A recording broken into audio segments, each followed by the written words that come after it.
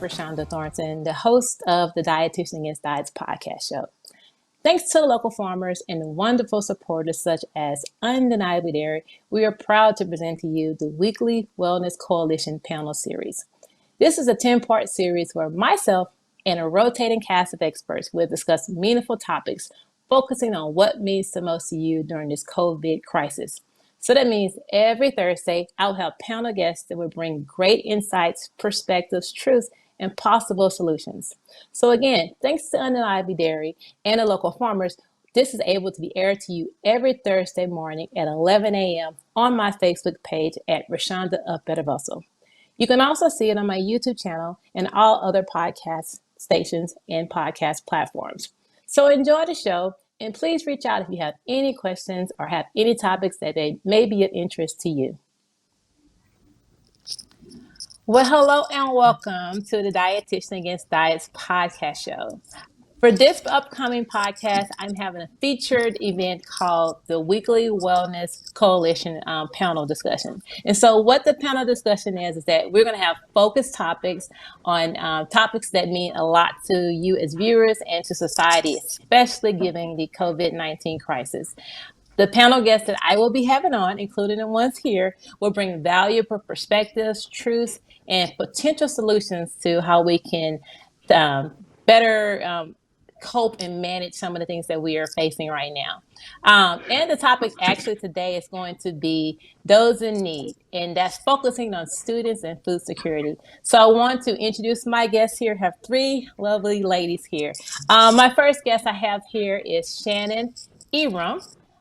She is a registered dietitian and the assistant director of nutrition services at Fox School District, which is a consolidated school district. I think it's 12 through K.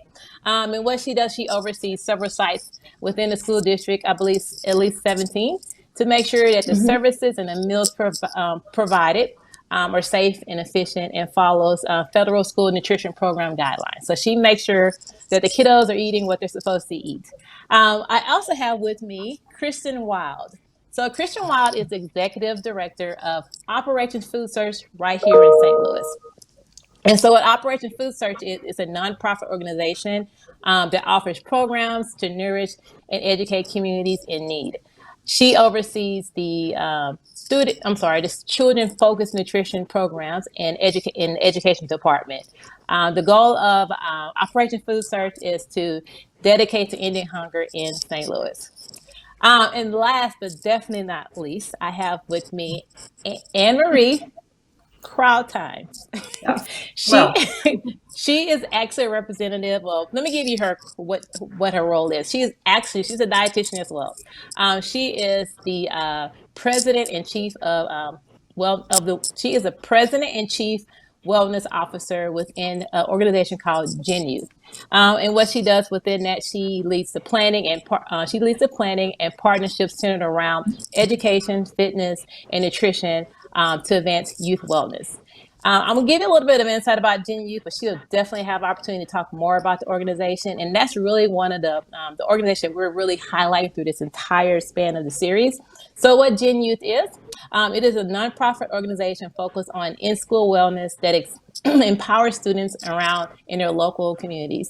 And currently right now, in light of the coronavirus crisis, they actually have a grant funding program called For School's Sake, where they offer $3,000 for schools to apply so that they can have the meals and meal delivery services to suffice those local areas. So we'll talk a little bit more about that. But I definitely want to welcome you ladies, and I'm glad that you have taken time out of your busy day and your busy evening to have this conversation with me today. Thank you. Thank you. You're welcome. So I'm just going to jump right into it. Now, we're going to go through in a topical way through different topics, and I'm going to just pretty much go through each one of you individually and get your insight on some things. So the first topic of discussion is right now, how are we from the micro to the macro level responding to this crisis given in our communities? And all you ladies oversee operations and programming that's focused on children nutrition. So this is a great opportunity to get your voices and your opinions. And Shannon, I'm going to ask you first. We're going to start from the micro level. You are you're on the ground. You've been on the ground, working directly with the different sites within your school district, from employees to students to parents. How has this affected your role as assistant director of nutrition services, and how have you seen it shift the dynamic within the school districts? Oh my God. I think the biggest change has just been like connection with the community, with, our employees, as well as, like you said, the parents and the students. It's just kind of changed the way that we have to check in with each other and have to, disseminate information about our different programs, how we're operating, how we're providing our services daily. Prior to COVID-19, we had, social media accounts, but I'm using them even more to communicate with parents. That's how I've gotten the menu out about what we're serving with our curbside menu program. Just about, the different days that we're distributing meals. We've changed. We were once distributing every day. Now we're doing Monday, Wednesday, Friday, just so that we are, having less contact with, potentially, contacting COVID-19, and just to make it a more effective system for our students and our parents. But I think that's probably been the biggest challenge, is just connection, because now we're all working from home.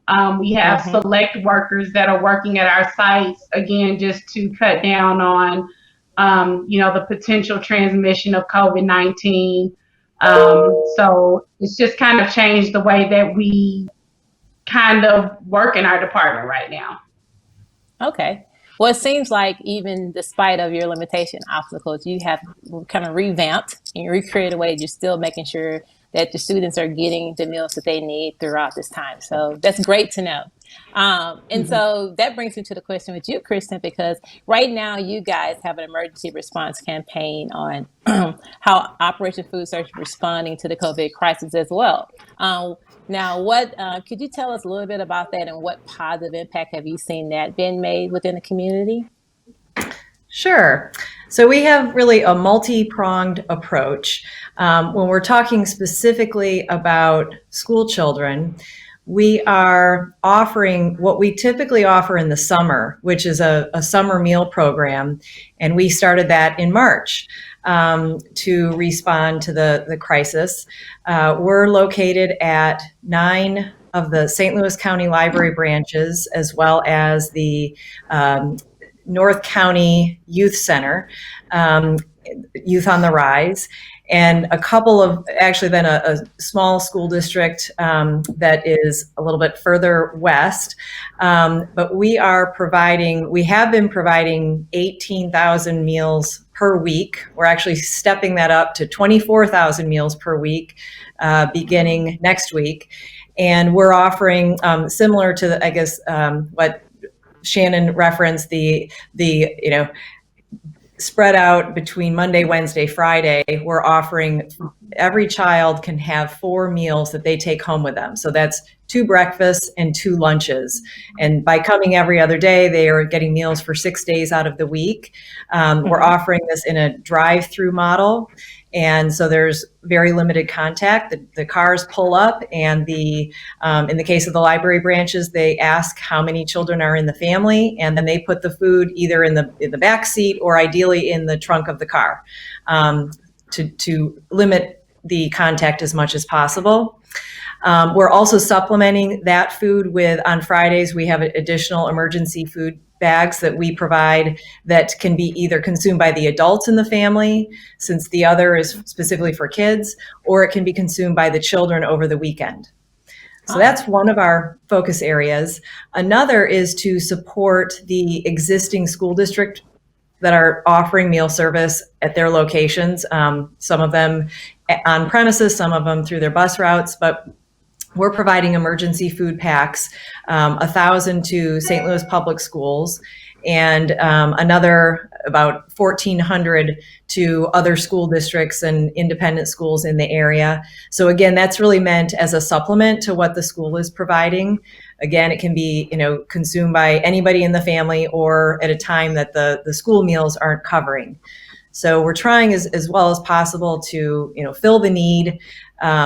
And we've actually created a way for people to access a list of all of the schools and all of the sites and find out when and where they can access this food. I'd say our third approach is to supply our community food partners. So generally we have about 200 community food partners where we're providing food throughout the week.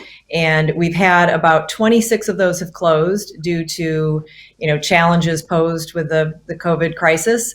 But those sites are open to anybody. So families can go and get food for their children, or, the independent people can go there. And so we're trying our best to make use of food donations and get those to the places where people can access the food.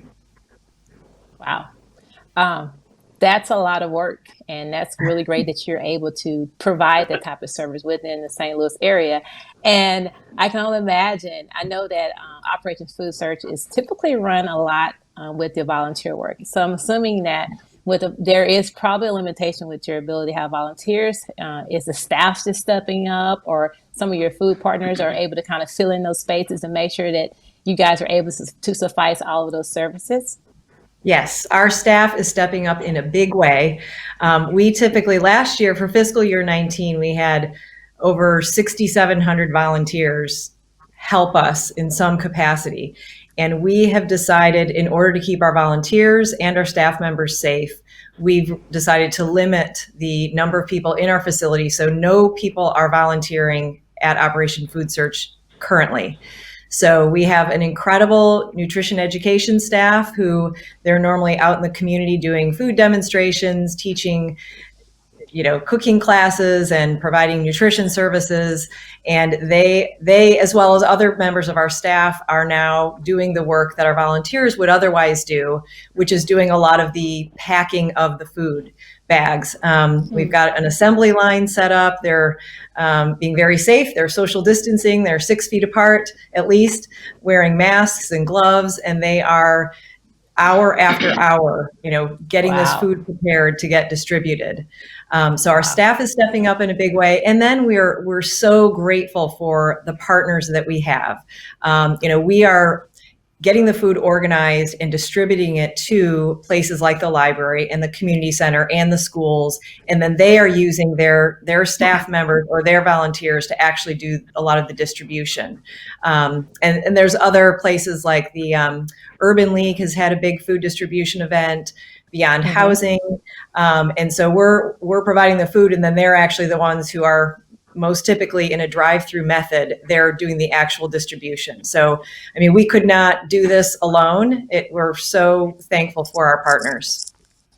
That reminds me, I actually just spoke with a gentleman earlier, and he said something to the light of, we as humans, we can learn to adapt, so yes, this is a crisis, but I think everyone coming together and linking arms and finding a way to meet the need, just shows you the resilience that we have as a community, as a people. And so now navigating onto more of a macro level, Anne-Marie, I mentioned just earlier about the For School Sakes grant program. Now, could you tell us a little bit about that? Because from what I gather, it kind of expands more on a national level, or is this something that's more regional? Actually, both. The For School's Sake, Help Us Feed Our Nation's Kids is a new campaign that GENYOUth launched just about 2 weeks ago. And recognizing exactly what Kristen and Shannon were just speaking to, we realized that while there's 124,000 schools nationwide that are closed, many of them still operating their food service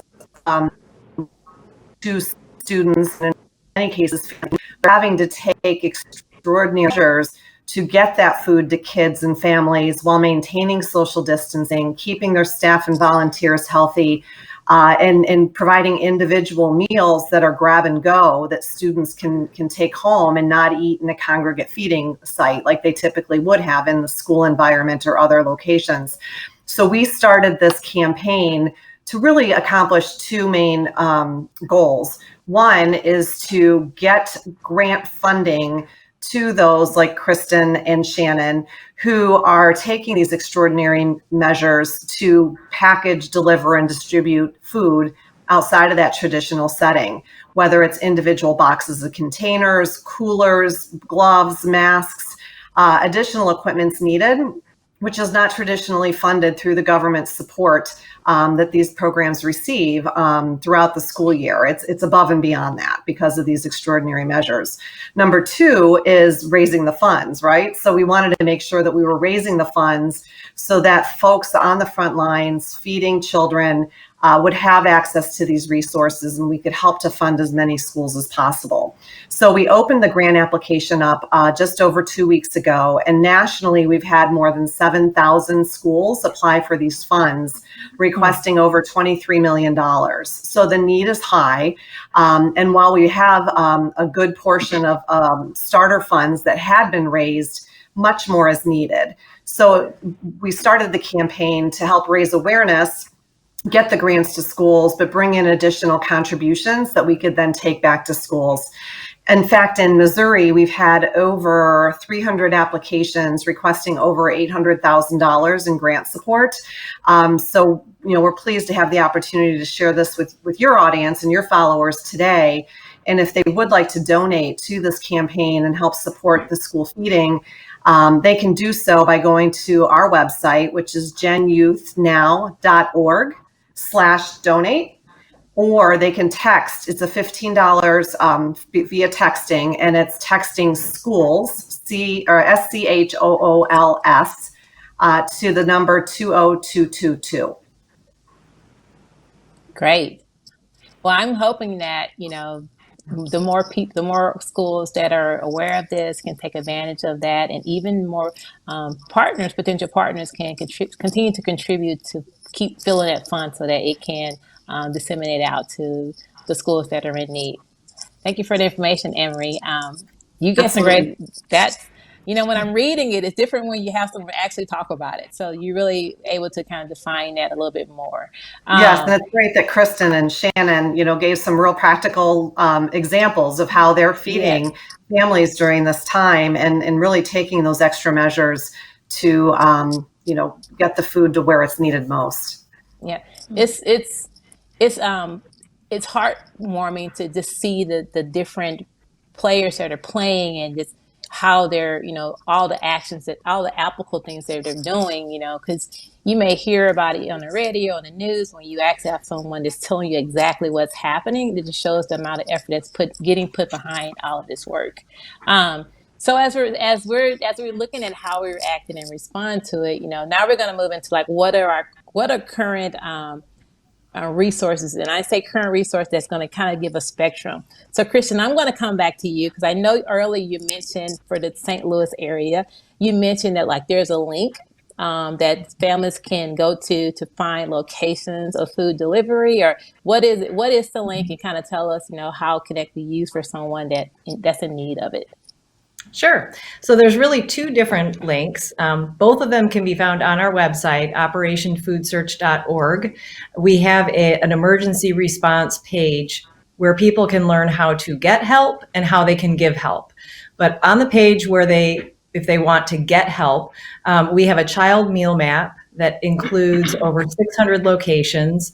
It provides the address, it provides the hours, the days, and whether it's an open site or not, for anybody to get meals there. And basically someone can go on, just enter their zip code, and the closest sites will pop up on the map. So it's really user-friendly. We have a staff member here who's dedicated every day. She is updating that because there are a lot of times, a lot of the schools started out, as Shannon mentioned, with one schedule, and then they shifted when they decided that instead of offering 5 days a week, they wanted to cut back to 3 days a week, but offer more meals on each of those days. So our staff member is in touch with all of those school districts to learn if any changes are made, and she updates the map. The sites also include the additional places out other than schools, like the libraries where food is being supplied. So that's our child meal map. We also have a Find Food tab on our website, and that allows people to learn where the closest community food sites are for them. So those might be, food pantries, soup kitchens, homeless shelters. So anywhere, again, they can look at the map and find the closest locations. They also can call our hunger hotline, or they can text a number so that they can find the closest locations to their zip code. So either one of those is a great way to find free food. You ladies have it all planned. You have it all together. No, this is great. This is great. This is awesome. Shannon, I got a question for you. Now, again, you're in it, and you've seen the change that you guys have made in regards to adjusting to it. What would you see in lieu of the food distribution and getting the food to the students and their families? What would you see as an immediate need, like right alongside it, in regards to some families are not having the ability to physically get there? I know, Kristen, you mentioned that there's like there's a delivery system, sometimes go a school route. Would it be that, is it foods that are, can likely not last long, or like, is it foods that families are not used to eating? Have you seen any pushback in a way that you guys have to readjust some of your services or some of your approaches? So I would say, if there are some families and they feel like, they don't have access to the school site that might be nearest to them. I mean, like our school district is, like you said, a district of 17 schools. We're about 60 to 75 mile coverage with our school district, so it's pretty large. Right now, we're operating out of our two largest sites, which are our high schools, and we're doing that, because they're at either end of our district, and then also they are our larger sites. So we're trying to practice social distancing and, have the best way that we can set up and pack our meals. But we aren't doing a bus model like some school districts are. We are doing a curbside pickup, but we have used like a lot of our counselors, our school social workers, some of our teachers and principals have stepped up and offered to, deliver meals to students that are in need, that don't have transportation. So I would really encourage those families that might feel like they don't have access or that they're left out to send an email. You might not be able to contact the person by phone, but to send an email to your district, to your principal, to whatever contact you might have at the district to find out if there is a person or an individual that's delivering meals. But the one great thing about the program that school districts are doing right now is the seamless summer option, or one of the summer food service programs. And that's for any child that's 18 or younger. So you don't have to go to my school district, Foxy 6 or SLPS or Clayton or whatever school district you go to in St. Louis or whatever city or state you're in. You can visit that school district. So it's no questions, any child 18 or younger. But everybody has been very appreciative. Like I said, we're really using a lot of social media. And I had a parent post on our social media page, like she laid out all of the foods that she got from one of our distribution sites, just really pumping it up. And she was really appreciative and shocked by how much food that she got. And, the brands are recognizable. Like that's a misconception with school food, that maybe we use a lot of off-brand products, but these are brands, the same things that you have at home. We serve them in our programs.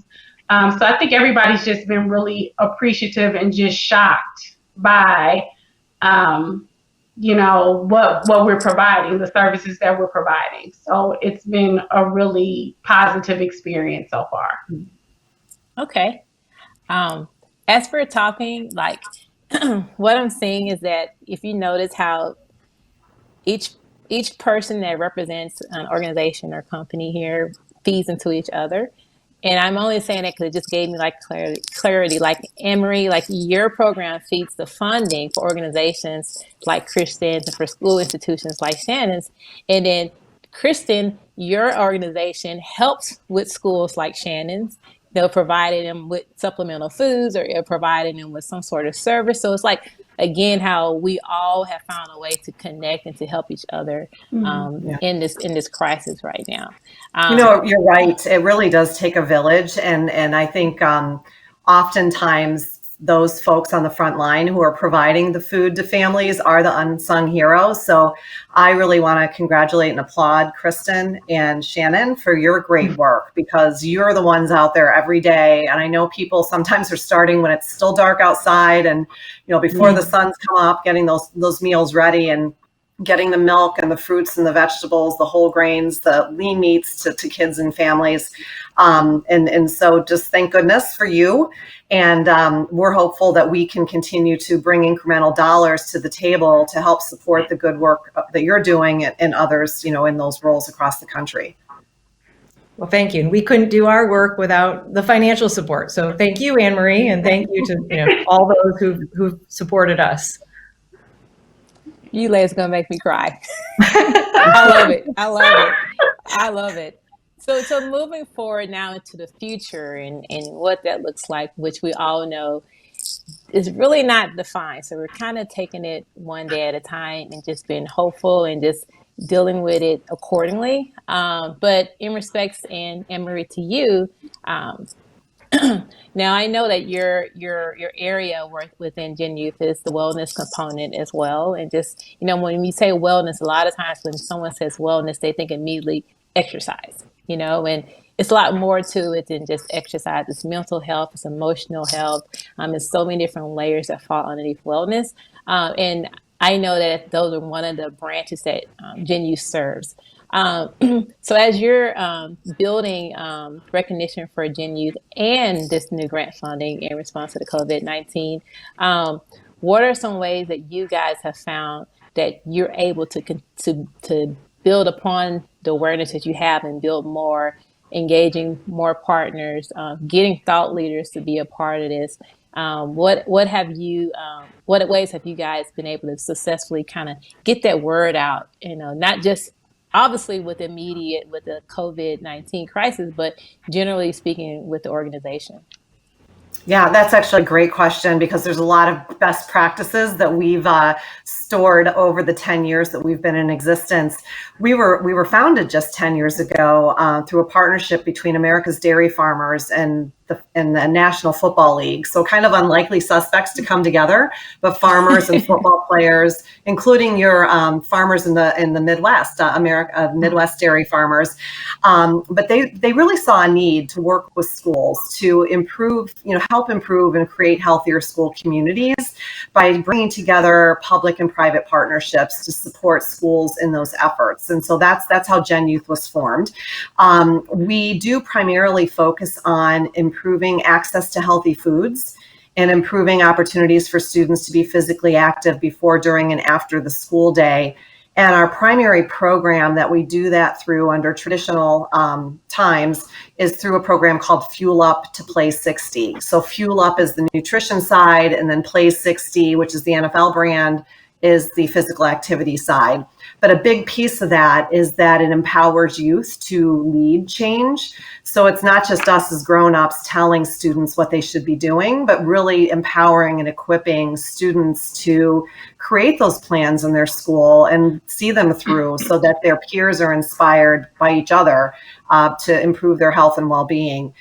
So youth empowerment's a big piece of that. So a couple things that we've learned through that work that is helping us now with this emergency fund is, number one, teachers, school nutrition professionals, they wear a lot of hats. and we needed to keep it simple and be streamlined. So our application for this grant fund, a lot of times with our traditional grants, we ask for more information, a lot more detail. We want measurement and evaluation deeply. We know folks are busy and strapped right now, trying to do as many things as they can to help get this food out to kids. So we streamline the application. It's very simple. It probably takes 5 minutes, and it's a lot of clicks. Where not a lot of manual entry is put in. So that's number one. We wanted to keep it simple. And I kept looking at the application form, and I kept Xing things out. We don't need this for this case. So that was really key.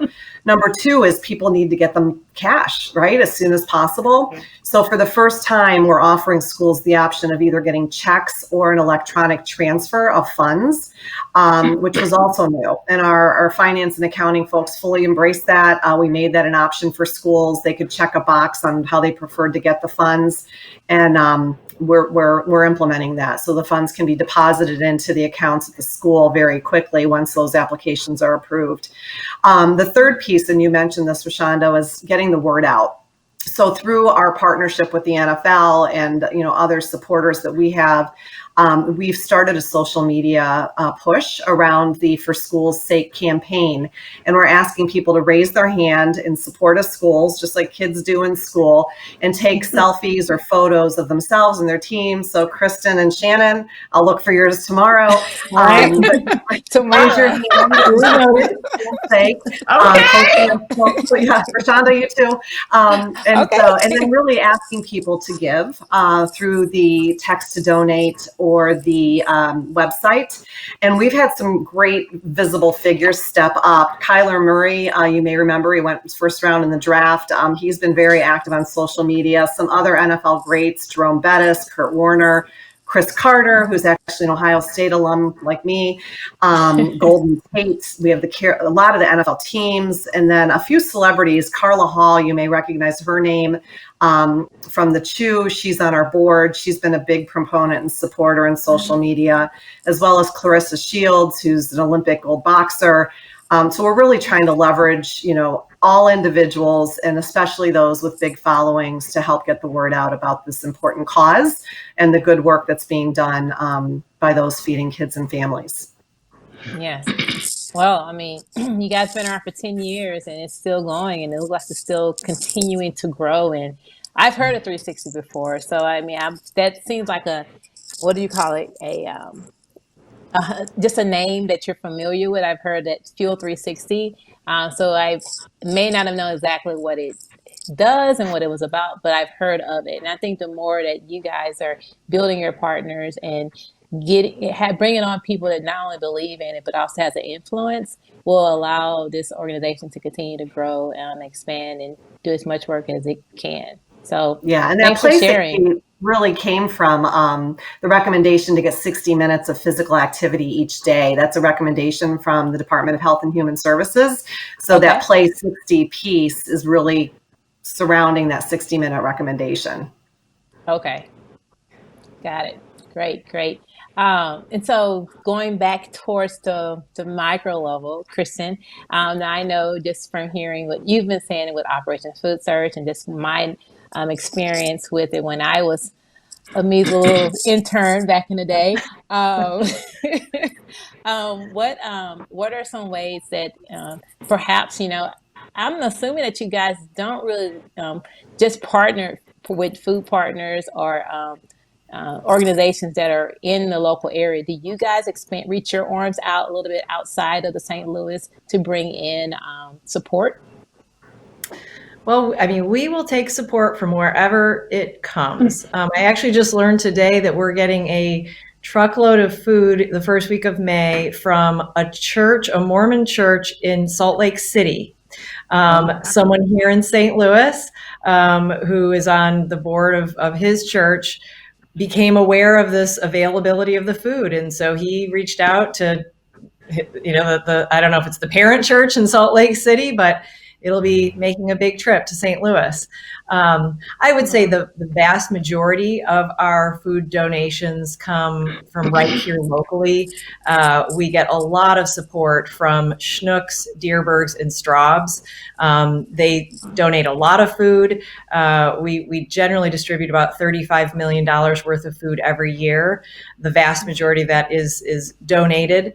And we also, but in addition to providing the food, those local grocers also provide financial support. In fact, I just learned this week, Straub's is, they have a campaign where anyone who orders curbside grocery pickup, they are charged an additional $10 that goes towards Operation Food Search. Wow. And Deerbergs is sending, I believe it's around 20,000 so far that's been raised. They're doing a roundup at the register campaign for us that started at the beginning, about a month ago, and it's going on indefinitely. So we've got another about $7,000 check that's coming any day now. They send the checks periodically. So. And Schnucks is stepping up we just got additional meat that we wouldn't have otherwise gotten. And they're looking at a potential big donation of cereal. So, we're so grateful for those local grocers. We're also really grateful during this time. We've had a lot of support from local farmers, from local restaurants that had to reduce their volume, due to the rules, and they had a lot of excess inventory. We're also getting a lot of food from places like U.S. Foods and Cisco, which typically supply the restaurants, but have a reduced amount that is going to the restaurants. So they're donating it, knowing that it's going to go into good hands, with people who might not be able to afford the food. So we're really, really grateful for all of those food donors. And we have such incredible support here in St. Louis from companies and schools and, religious organizations. We have a lot right now that they're doing their own, since they can't conduct volunteer activities here. A lot of them are conducting virtual food drives and virtual fund drives where they can actually get their own link set up, so it has their company logo or their church logo or whatever it is, and members of that organization can contribute financially. We also have some that are organizing food drives for us. And while we don't have our typical barrels distributed out throughout the area, we have a large food bin that we purchased to be placed on the exterior of our building. So if people do any sort of a group food donation gathering, they can drop that off without having any contact inside the building, and it's a great way to keep up the flow of the food donations. So we're really grateful to so many individuals and companies, and again, we couldn't do what we do without both the financial and the food support that we get. Yes. Well, it's definitely good to hear all the work that's put behind those companies that donate. And so for people like Anne-Marie, like your organization, to hear, these organizations, the different spectrums in which they are putting in work and utilizing this food and getting it out there to those communities. And I'm sure that just gives hope that, you guys are doing the right thing and doing it the right way, because you're creating this ripple effect, Yeah. Yeah. Thank you. Oh, did you want? Oh, you're welcome. You're welcome. And thank you, Kristen, for it's amazing what you see behind closed doors. People don't know, the amount of work and the partnerships that is happening to make this work, when you're going from farmers to restaurant owners to food service companies, how they're, if they can't serve in this way, they still are finding a way to serve. And obviously, you guys have a great reputation. I know a lot of people because they are funneling the resources to you because they believe that you guys are going to disseminate it to right places. So thank you for that. Sure. Yes, you're welcome. So Shannon, I'm going to ask you a question about the future. So school supposedly is going to start in the fall. And yeah, we'll see. I say supposedly. But just from your perspective of seeing, what a shift it has made In regards to the food service system, it is a ripple effect, having that, not having that solid education, not having the food, like these are big pieces to children be able to grow and flourish through life. So moving forward, how do you see, as far as St. Louis, or even just go down to your school district, because I'm sure you don't want to feel like you got to speak for everyone, but how do you think all of the reactions that has happened with the COVID-19 crisis, how do you see it? How do you see everyone coming together, if that is a possibility, moving into the fall semester? And I'm not even going to go into the education piece, because that, to me, that's such a complex scenario. But we'll just leave it to the nutrition and the food part. I really think, I think it's going to change, like, food distribution. I'm already thinking about what the availability is going to be for products in the fall, the cost of products when school starts back up. But I kind of hope that this maybe opens the door to more breakfast in the classroom. Maybe the social distancing, maybe now there will be a greater value placed on, congregating for meals and the social, emotional aspects of, mealtime. I hope that that's promoted more, because, getting breakfast in the classroom started, I'm pretty sure Kristen knows this, can be a big undertaking. And it's not always seen as valued by principals or other school administrators, even though, directors or, the nutrition coordinator or the dietitian or whoever might be on staff in the food and nutrition department might have this great idea and might even get funding from somebody like GENYOUth, but then a lot of times it gets shot down. A lot of times there's not enough staff to, do these programs. And I think, as we've all said here, how all of us, the food service workers, are on the front line. And I think that people are really seeing the work that we're doing, and they're applauding it, and they're really thankful. I hope that this maybe opens the door also to maybe more grab and go models on the secondary level. I know that we've really benefited from our breakfast carts. I'm not quite sure how we would have gotten through this if we didn't have that valuable equipment. So I think just different food service models at school districts. I hope that this opens the door to getting, more food in the hands of the students. So I hope that nutrition is made a greater priority in the coming school year and beyond. That's my hope. That is so good to hear. That's really, really good to hear. And if you need any help, if anybody listening needs any help, we're strong proponents of grab and go and breakfast in the classroom. We have a lot of good resources that can help convince people of the benefits. So we'd be happy to share those. They're on our website. And then to your point, we do have grants available that will provide the grab and go breakfast carts to schools as well. But it's, we say going to school without breakfast is like going to school without your book or now your computer. It really fuels the mind and as well as the body. We all can agree on that. And speaking of all agree on, I have one more question. And since three out of four of us are dietitians, Kristen, are you a dietitian?